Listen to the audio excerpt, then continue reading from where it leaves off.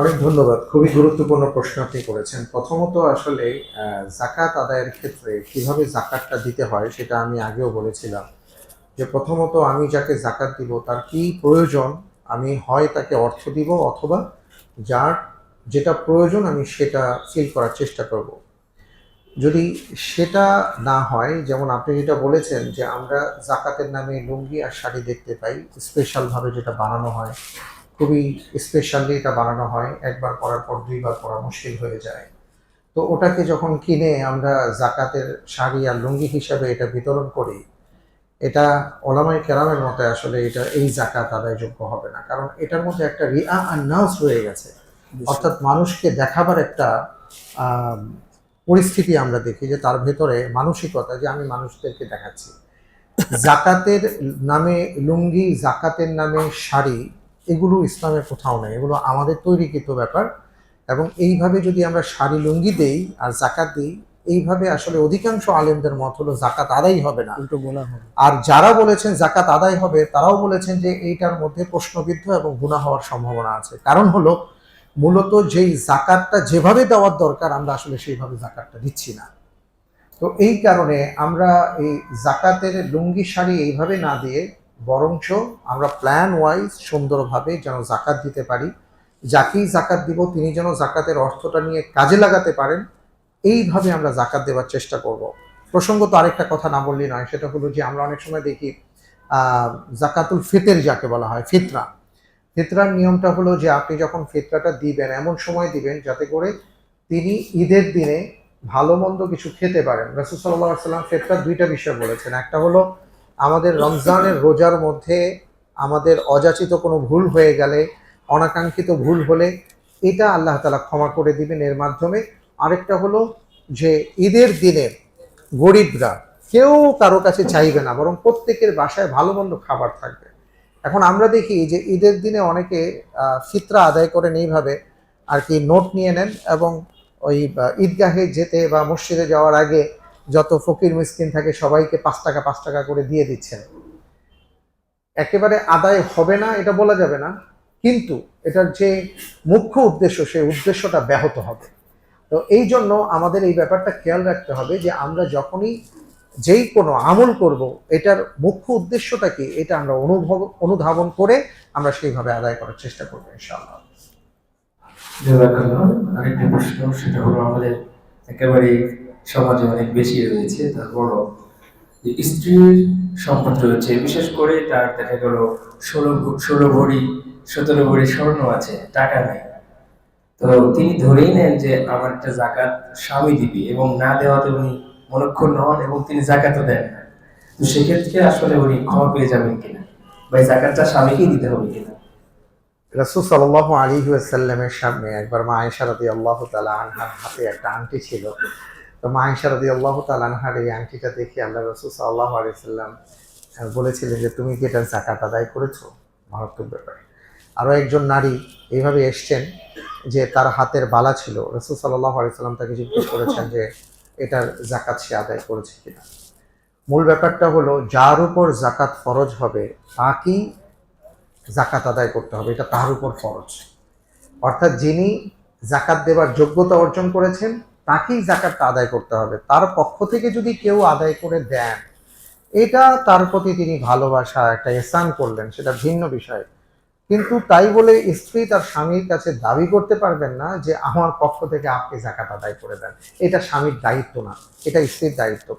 যদি স্ত্রী বলেন যে আমার কাছে তো টাকা পয়সা নাই, আমি কোথায় টাকা পাবো, আমার না 16 ভরি স্বর্ণ আছে, ইসলাম বলে ওই 16 ভরি স্বর্ণ থেকেই যে জাকাত আসে ওই পরিমাণ স্বর্ণ আপনি জাকাত দিয়ে দেবেন, বিক্রি করে সমুদয় অর্থ আপনি জাকাত দিয়ে দিবেন। প্রয়োজনে আপনি 7.5 ভরির কম রাখবেন যাতে করে আপনার উপর জাকাত না আসে। কিন্তু যদি ওই এর বেশি থাকে, জাকাতটা আসলে আপনাকে আদায় করতে হবে, এটা স্বামীর উপর বা অন্য কারোর উপর চাপিয়ে দিলে হবে না। জি। জাযাকুমুল্লাহ খাইর। একটা প্রশ্ন লিখিত যেটা আসছে এখান থেকে নিয়ে নিই, সেটা হলো এক বোন মনে হয় জানতে চেয়েছেন ভাই, যে আসসালামু আলাইকুম। ওয়ালাইকুম আসসালাম। আমার মেয়ে এবং মেয়ের জামাই বাইরে পিএইচডি করতেছে স্কলারশিপ নিয়ে। মেয়ের স্বর্ণের জাকাত প্রতি বছর আমি হিসাব করে দিয়ে দিই। আমার প্রশ্ন হচ্ছে, যেহেতু ওদের টাকা দিয়ে ওরা শুধুমাত্র থাকা খাওয়া চালাতে পারে, সেহেতু আমার জাকাত দেওয়াটা কবুল হয় কিনা, অর্থাৎ তিনি মা হিসেবে মেয়ের জাকাত দিয়ে দিচ্ছেন, সেক্ষেত্রে আসলে তার নিয়ত করা লাগবে কিনা, বা তার যিনি জাকাতের হোল্ডার তাকে জানাতে হবে কিনা, এটা একটা প্রশ্ন, বিষয়টি জানতে চাই। অনেক ধন্যবাদ। যে এটা অনেক ক্ষেত্রেই হয়ে থাকে, আমরা দেখি যে মাশাআল্লাহ বিয়ে উপলক্ষে মেয়ে বা যে ছেলে বিয়ে করে সে যে স্বর্ণ দিয়ে থাকে, তো সব মিলিয়ে একটা ভালো সম্পদ হয়ে যায়, কিন্তু তাদের আর্নিং সোর্স না থাকার কারণে হয়তো তারা সেইভাবে জাকাতটা আদায় করতে পারেন না, তার পক্ষ থেকে তার মা দিয়ে দিচ্ছে। তার মা যদি দিয়ে দেন দিতে পারবেন, অসুবিধা নেই, কিন্তু দেওয়ার আগে এটা মেয়েকে জানাতে হবে যে তোমার পক্ষ থেকে আমি জাকাত দিচ্ছি, এটা তাকে জানাতে হবে।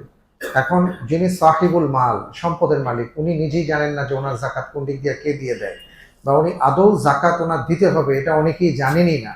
এই বিষয়টা ওনাদেরকে জানাতে হবে। যদি না জানানো হয় তাহলে জাকাতটা আদায় হবে না, কারণ এটা ওনার অনুমোদনের একটা ব্যাপার আছে। কারণ যিনি সম্পদের মালিক, তার পক্ষ থেকে কেউ আদায় করলে তার অনুমোদন লাগবে যে আপনি আমার পক্ষ থেকে আদায় করছেন, আমি আপনাকে অনুমতি দিলাম। জি। জাযাকাল্লাহ খাইর। এক ভাইয়ের 4 লক্ষ টাকা আছে, শুধুমাত্র 4 লক্ষ টাকা, অন্য কোনো টাকা নেই, এর মধ্যে 2 লক্ষ টাকা আবার হাওলাত দেয়া আছে। তাহলে এই ভাইয়ের জাকাতটা কিভাবে দিতে হবে? 4 লক্ষ টাকা আছে, 2 লক্ষ টাকা তিনি আবার অন্য কাউকে ধার দিয়ে রেখেছেন, তার উপরে কি জাকাত ফরজ? মূল বিষয়টা হলো, যদি আমি ব্যক্তি বিশেষের কথা বলি, এখনো আমরা কোম্পানিতে যাচ্ছি না, কারণ আমি ওই ভাইটার অপেক্ষা করছি। আলহামদুলিল্লাহ আমাদের যে ভাই এখানে আসবেন খুবই একজন বিজ্ঞ ইসলামিক স্কলার, বাংলাদেশের মধ্যে খুব রিনাউন্ড পার্সন, ইসলামী অর্থনীতির উপর অনেক পড়াশোনা তার আছে, এই জন্য আমি ওই ব্যাপারগুলো তার হাতে দিব ইনশাআল্লাহ।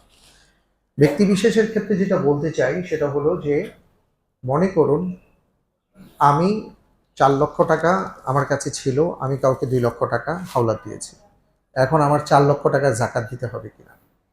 এই ক্ষেত্রে আমার জাকাতের ক্ষেত্রে যেটা হিসাব করতে হবে যে ওই যে 2 লক্ষ টাকা যে দিয়েছি, আমি কি এই 2 লক্ষ টাকা নিশ্চিতভাবে পাবো কিনা। যদি আমি নিশ্চিতভাবে পাবো, 2 লক্ষ টাকাই পাবো, যদি এটা আমি সুনিশ্চিত হতে পারি, তাহলে আপনি ওই হিসাব করে জাকাতটা দিয়ে দিতে পারেন আর কি, এই সময়ের মধ্যে পাবো। যদি ব্যাপারটা এমন হয় যে না, এই সময়ের মধ্যে আমি 2 লক্ষ টাকা পাবো না, আমি 20,000 টাকা পাবো, তাহলে আপনার হিসাবের মধ্যে আপনি 20,000 টাকা অ্যাড করবেন। আর যদি বিষয়টা এমন হয় যে ওনাকে তো দিছি আর উনি বলছে কর্জে হাসানা তো দিয়েছেন, এখন তো চাওয়া যাবে না। এক ভাইকে আমি টাকা দেওয়ার পরে উনি আমার মাসালা দিচ্ছেন, ভাই কর্জে হাসানা দিচ্ছেন, যেই দিন দিতে পারবো ইনশাল্লাহ দিব, তা আমি বুঝছি যে ব্যাপারটা কি হতে পারে। তো যদি এমন হয়ে থাকে যে আপনি কাউকে কর্জে হাসানা দিয়েছেন, এখন উনি বললেন যে ভাই কবে দিব জানি না, তবে দিব, তো তাহলে আর আপনি হিসাবটা করবেন না, যখন পাবেন আপনি তখন হিসাব করে দেবেন ইনশাআল্লাহ তাআলা। জি। জাযাকাল্লাহ খাইর। পরিচিত অনেকে এমন থাকে যে তিনি নিজেও ধনী মানুষ, কিন্তু অন্য বন্ধুদের কাছে বলেন যে আমার এলাকার মসজিদের জন্য কিছু জাকাত দিয়ে। তো এটা এরকম চাওয়াটা কি ঠিক আছে কিনা, আর মসজিদের জন্য আদৌ জাকাত দেওয়া যায় কিনা? মসজিদের জন্য আসলে জাকাত দেওয়া যাবে না আর কি। জাকাত দেওয়ার ক্ষেত্রে মাথায় রাখতে হবে, ওই যে 8টি খাতের কথা উল্লেখ করা হয়েছে সূরাতুত তাওবা 7 নম্বর আয়াতে, আল্লাহ তাআলা যে বলেছেন ওই 8টি খাতের বাইরে আসলে জাকাত দেওয়া যাবে না। দ্বিতীয় বিষয় হলো, যেমন মসজিদে আল্লাহর ঘরে জাকাত দেওয়া যায় না। এরপরে রাসূল সাল্লাল্লাহু আলাইহি ওয়াসাল্লামের যে বংশধারা, এই বংশধারার যদি কেউ থেকে থাকেন, হ্যাঁ, যেটাকে আমরা সাইয়্যিদ বলে থাকি, সাইয়্যিদ মানে হলো নেতা, ওই বংশধারার যদি কেউ থেকে থাকেন সত্যিকার অর্থে, তাহলে উনিও আসলে জাকাত খেতে পারবেন না। এটা মর্যাদা, এটা সম্মান। তো তারপরে যেমন মনে করেন সন্তান, সে তার মা বাবাকে জাকাত দিতে পারবে না, তার দায়িত্ব হলো মা বাবার ভরণ পোষণ, অর্থাৎ মা বাবার ভরণ পোষণ বা যার প্রতি যার ভরণ পোষণের দায়িত্ব আছে সে তাকে জাকাত দিতে পারবে না। এই বিষয়গুলো মাথায় রাখতে হবে। জি। জাযাকাল্লাহ খাইর। মসজিদের ওয়াশরুম না, দেওয়া যাবে না, মসজিদের ওয়াশরুমের জন্য জাকাত দেবে না, মসজিদের কোনো অংশেই জাকাত কোনো অংশে দেওয়া জাকাত। যায় না। পরবর্তী প্রশ্ন হচ্ছে যে জাকাতের টাকা আপন বোন কিংবা বোনের বাচ্চাদেরকে দেওয়া যাবে কিনা, আর যদি দেওয়া যায় তাহলে তাদেরকে জানিয়ে দিতে হবে কিনা? আপন বোন বা বোনের বাচ্চাকে আপনি জাকাতের অর্থ থেকে তাকে দিতে পারবেন, সমস্যা হবে না ইনশাআল্লাহ তাআলা। এখানে দুটো বিষয়, ইসলাম আসলে প্রত্যেকটা মানুষের অধিকার এবং তার সম্মানটাকে নিশ্চিত আসসালামু করে। আলাইকুম ভাই।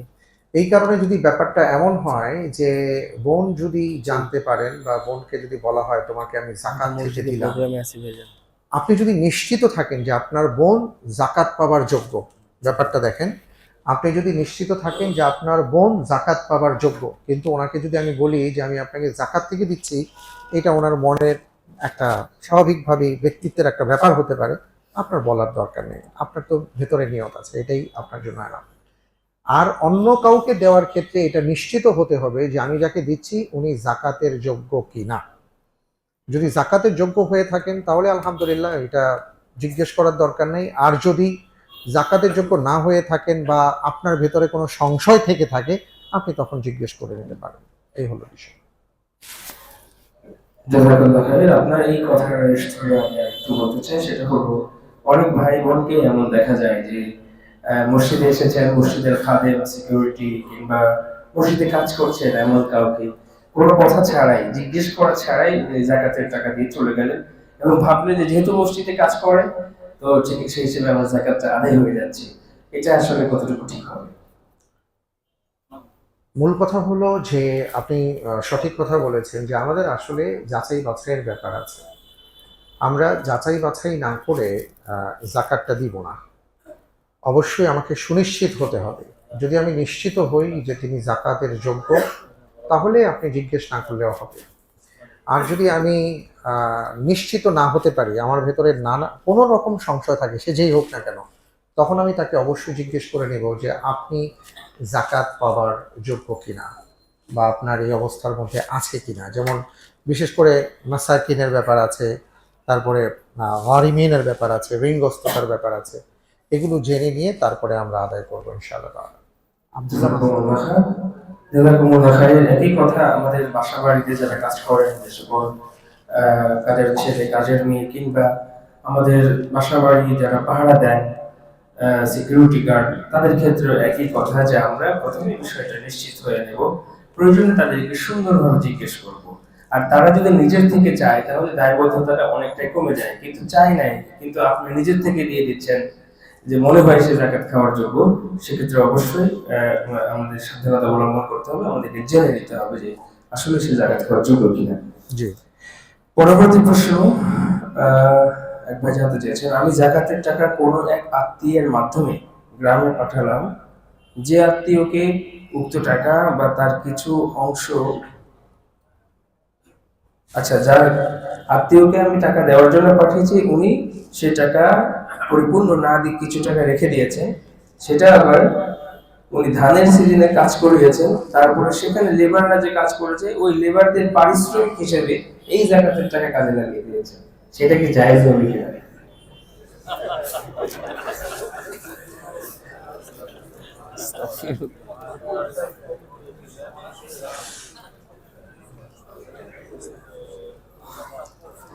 আহ, আসলে আমরা তো বুঝতেই পারছি যে আসলে উনি কাজটা কি করেছেন, কত বুদ্ধিমান দেখছেন। হ্যাঁ, না, এটা তো সম্পূর্ণ উনি হারাম কাজ করেছেন এবং এটা তো কোনোভাবেই ওনার জায়েজ হয় নাই, এটা হারাম। আমরা এমনও পেয়েছি আর কি, আমি এমনও পেয়েছি যে আপনার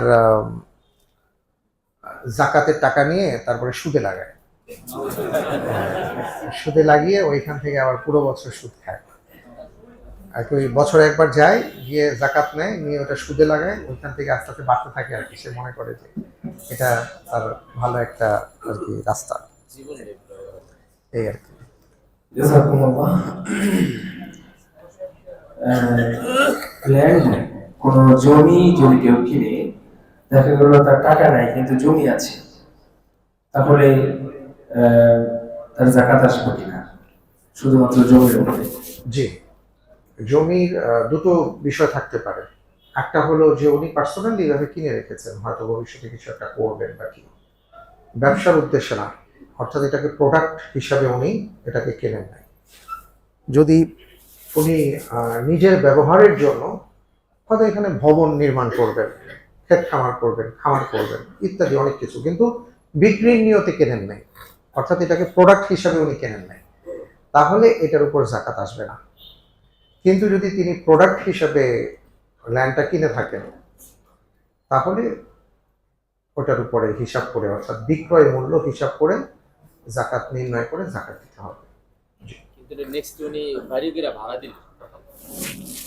জাযাকাল্লাহু খাইর। পরবর্তী প্রশ্ন হচ্ছে সংশ্লিষ্ট প্রশ্ন যে একজন ভাই তিনি নেশার পরিমাণ সম্পদের মালিক ছিলেন, কিন্তু উনি যেহেতু জানেন যে জমি কিনলে আর জাকাত দেওয়া লাগবে না, তো রমজানের 1 তারিখে তিনি জাকাতের হিসাব করে থাকেন সাধারণত। তো দেখা গেল যে শাবান মাসের 15 তারিখে গিয়ে উনি ল্যান্ড কিনে নিঃস্ব হয়ে বসে থাকলেন। 1 তারিখ পার হওয়ার পরে তিনি আবার জমিগুলো বিক্রি করে তার অ্যাকাউন্ট ভরে নিলেন। সেক্ষেত্রে আসলে কি হবে, জাকাত হবে কিনা তার উপর?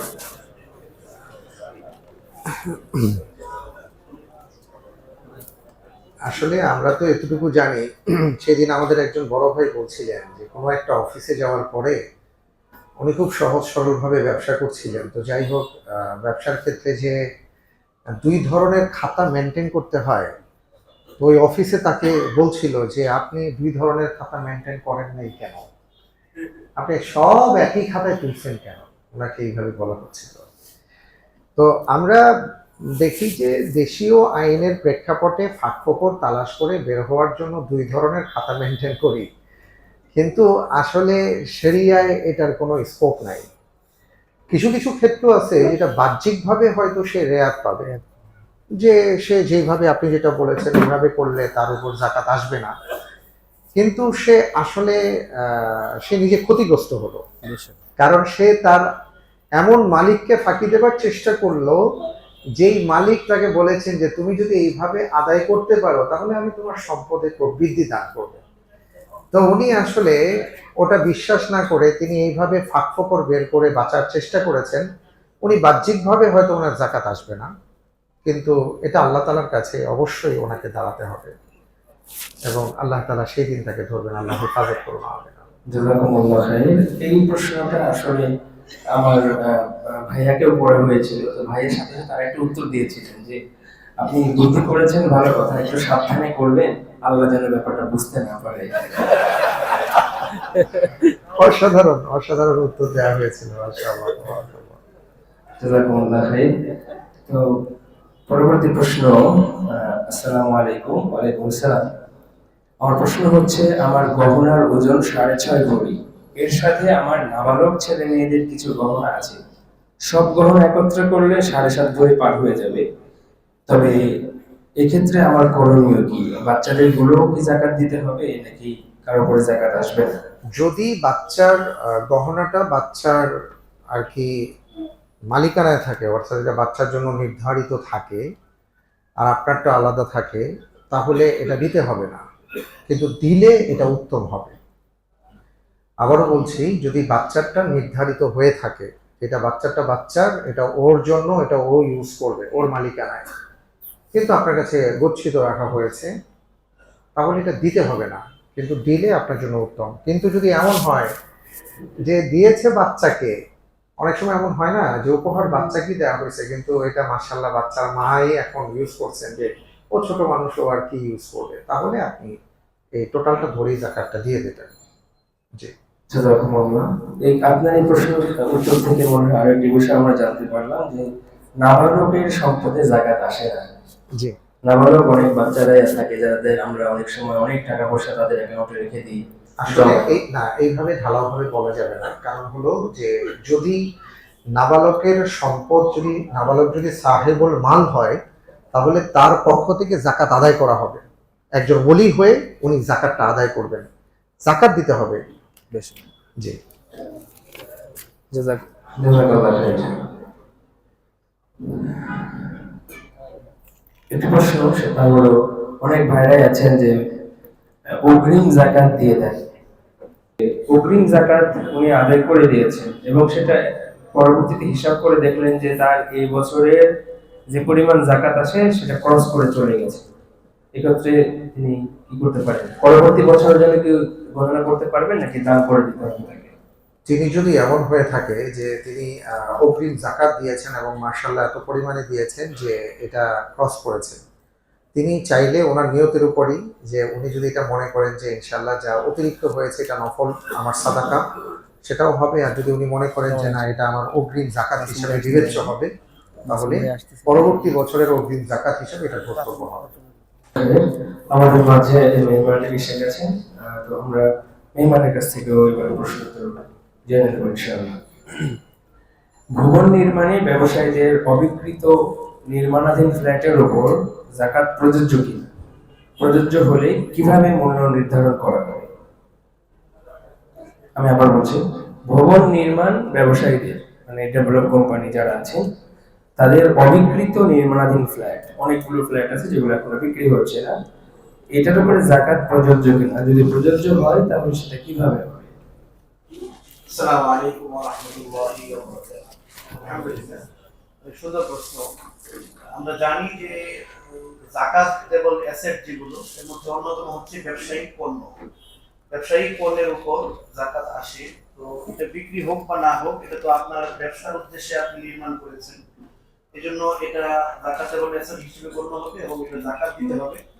যদি আপনার আর কোনো কিছু না থাকে তাহলে আপনি স্বর্ণের যে নেশাব আছে, স্বর্ণের নেশাব 7.5 ভরি, এটার মূল্য হিসেবে আপনি জাকাত দিতে পারবেন।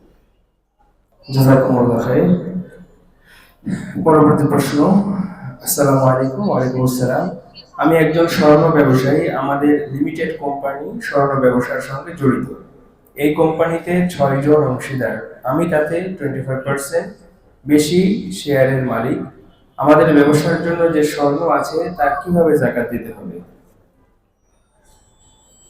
এটা তো আমাদের কাছে ক্লিয়ার যে যেহেতু সে ব্যবসা করে আর ব্যবসার উপর এটা এটা জাকাত দেবল আছে, তো ওই এটার জন্য ওনার যে শেয়ার আছে 2.5% এখানে লেখা আছে, তো 2.5% হিসাব করে উদাহরণস্বরূপ যদি 1 কোটি টাকা হয়, তাহলে এই 1 কোটি টাকার জাকাত ওনার অন্যান্য সম্পদের সাথে মিলিয়ে জাকাত হবে।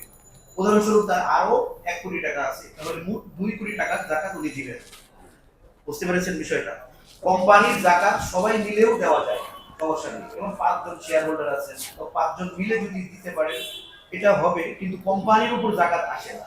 যার যার হিসাব ভিন্ন ভিন্ন, যার যতটুকু শেয়ার আছে ততটুকু সে জাকাত আদায় করবে।